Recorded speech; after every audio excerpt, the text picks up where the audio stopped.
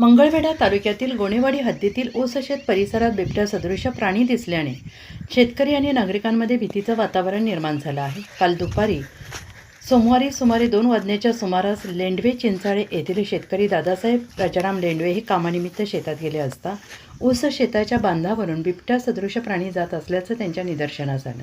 सुमारे 200 ते 300 फूट अंतरावरून त्यांनी आपल्या मोबाईलमध्ये या प्राण्याचे चित्रीकरण केले.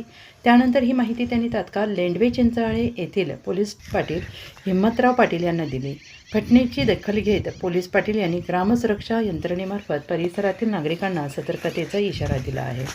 शेतकरी आणि मजुरांनी शेतात एकट्याने जाणे टाळावे, लहान मुले आणि वृद्धांनी विशेष काळजी घ्यावी, तसेच रात्रीच्या वेळी अनावश्यक हालचाल करू नये अशा सूचना देण्यात आल्या आहेत. तसेच बिबट्या सदृश्य प्राणी किंवा संशयास्पद हालचाल पुन्हा दिसल्यास घाबरून न जाता सुरक्षित अंतर राखून तात्काळ प्रशासनाला कळवण्याचे आवाहन करण्यात आले आहे.